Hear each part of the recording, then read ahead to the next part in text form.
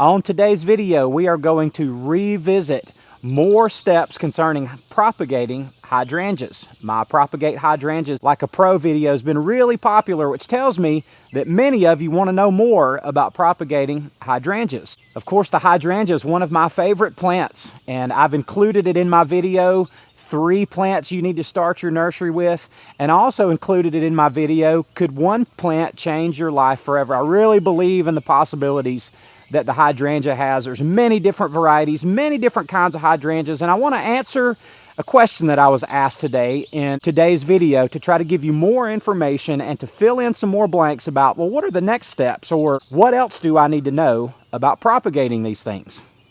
If you're new to my channel, it's good to see you. If you're not, it's good to see you again, but either way, I would love for you to subscribe to my channel so that you're aware when all of my new content comes out, and it really helps my channel out a lot for you to subscribe and hit the notifications bell so you're aware every time I release a new video.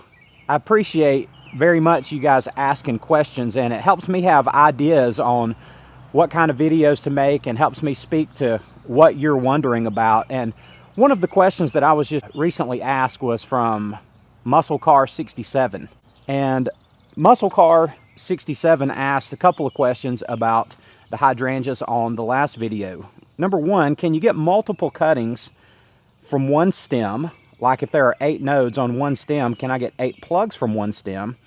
And number two, do you put multiple rooted plugs in one plant container, or is that a no-no? I feel like hydrangeas from the nursery have so many stems. Is that just one plant, or can you put 6 plugs in a medium pot so it gets fuller or more established quickly? Well, to answer the question, the first question about can you get multiple cuttings from one stem, I'm going to demonstrate the exact answer to that on this Annabelle hydrangea. The Annabelle is kind of a lanky, kind of a tall hydrangea. It's an old heirloom variety. It's not a new fancy cultivar or anything like that, but it's an arborescens variety of hydrangea, and I have a couple out in my yard, and here's a picture of them from about a month ago, maybe 2 months ago when they were in full bloom. They've since kind of turned a more green color, but you can see them here in this picture. And the Annabelles are known to grow giant mop head size, just huge blooms on them, and they're known to flop when they get rained on. They get big, they bloom, they get beautiful, then they get rained on, and then they flop over. Well, mine didn't flop this year. They did really, really good. And I want to just show you an example here with this Annabelle on exactly how you get multiple cuttings from one long stem. Now this is an Annabelle, as I just mentioned, and it's really kind of tall and lanky, and this plant's just kind of turned out ugly this year. So I'm going to prune this, first of all, just because it needs to be pruned, but we're not going to waste those prunings. We're going to take those and make cuttings out of. So let me just show you this a little bit closer up. Now when you prune a hydrangea, and to do it with care, but particularly to make cuttings, you want to find a leaf node. So here's a leaf node right here, and which that just means where the leaves come off of the main stem, and just cut right above that, and that'll give you this big stem. I'm just going to use this as an example just to kind of show you what to do. Now this is a perfect example just to show you a couple of different things about a hydrangea cutting, but you can see the color change down here from brown to green. There's kind of a transition area in here, and then from here up all the way to out here to the tip of this, it's green. Now this bottom node, it might root under the mist, but this is what we call hardwood. And now this is from this year's growth, but as the months go on, this is transitioning into what we call hardwood. And I'm going to cut that off and just discard that. Now we could have gotten that to root, but I'm not going to worry about it, and we're going to just work now with what we would call softwood or greenwood that's from this year. So in order to get as many cuttings as we can, we're going to take this single stem and we're going to cut right above that node, and then we'll cut right above that node, and we'll cut right above that node, and we'll cut right above that node, and we'll cut right above that one, and so on all the way up here to the top. And when they start getting really short, like for example on this one, I'm just going to break those 2 leaves off there. I'm just going to cut that tip out and discard that, and that will be my final cutting there. And as I showed you on the previous video, you just come out here and you clip off the edges of these leaves. Remember, you don't have any roots on this cutting. This is an unrooted cutting. There's no roots anywhere on this to support these giant leaves. So you need to clip those leaves down to almost nothing. So we're going to cut all of these leaves back off of that single stem from the Annabelle. And we're going to turn this into, well, let's see how many cuttings. 1, 2, 7, 8, 9. So there are 9 cuttings there that we were able to get from one stem of one Annabelle hydrangea. Now you saw that particular Annabelle had at least 2 stems in it and then some side growth on it. Many Annabelles have 4, 5, 10 stems or more. So you can just imagine how quickly you can multiply cuttings off of these hydrangeas. Now I've taken a couple of Annabelle hydrangeas and pruned them back. In fact, they look like this, and I'll come back to these in just a minute, but I cut the whole tops out of them to make more cuttings from them. I've taken those cuttings and placed them in a bucket of water, and I just do that so they won't wilt during the time that I'm working. Then I'm going to take them and stick them in a plug tray, as I've shown you before I go put them in the mist.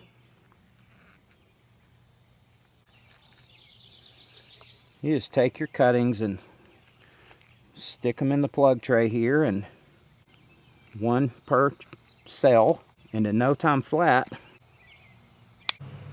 you're done. So then you just take the tray and, as you've seen, put it down here in the mist.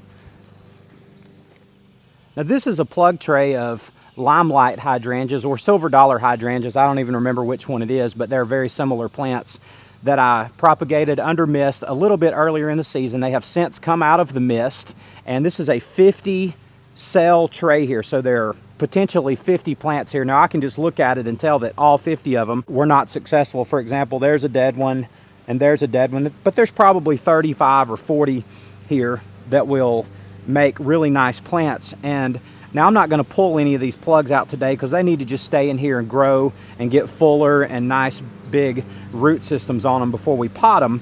But that being said, when you pot these hydrangeas, you only ever need to put 1 plug per pot, and let me show you why. Okay.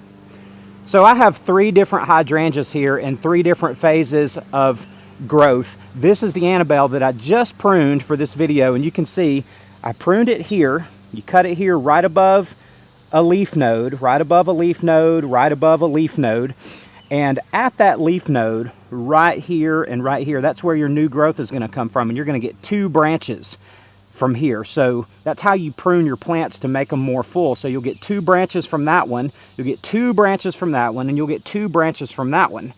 All the while, they'll start growing from down towards the bottom. Now let me show you on this one. This is an Annabelle also that I pruned for cuttings about 2 weeks ago, and you can see right where that new growth is coming, right there and right there, right there and right there, right there, right there. That will all turn in to branches. So you only need 1 plug to get a very well branched bush. Pruning is key with your hydrangeas. And this one's probably 6 weeks or so old. This is a different type. This is an oak leaf hydrangea. But you can see where I pruned a single stem right there at the tip of my clippers. If you can see that, that's where I pruned it. And you can see all the branching that has come off of that. You got a branch here, a branch here. I'd say at least 5 branches that have come off just as a result of that 1 pruning. And as the plant matures and as the plant gets older, more and more growth comes out from the bottom. So you have multiple branches. And as these plants get 3, 4, 5 years older, they'll be, depending on the type of hydrangea, these will get dozens and dozens of stems and turn into a really full, nice sized shrub as a result of pruning, but only starting with 1 initial plug. And in part 1 of Propagate Hydrangeas Like a Pro, I showed you how to take your cuttings, how to get them into the mist, and how to do the first parts of it. And in this part, I've showed you that you can get multiple cuttings, many cuttings, from a single stem. So you can see how your numbers of hydrangeas, you can have your parent plants that are planted in your yard or wherever you get your original cuttings from, and then you can start rooting those, then those start growing, then you can get cuttings from those, and you can multiply these things like crazy from getting many cuttings from 1 stem. And then that you only need to ever plant one plug, one rooted plug per pot, and they'll fill out nicely if and when you keep them pruned. So I hope this has been helpful to you today. I hope you're learning about propagating hydrangeas. If you've never tried it, you need to give it a try. It's fairly easy to have some success, and best of luck to all of you on your backyard growing journey. This is the Savvy Dirt Farmer. Hope to see you all next time. I love every one of you, and I hope you're all having a great day.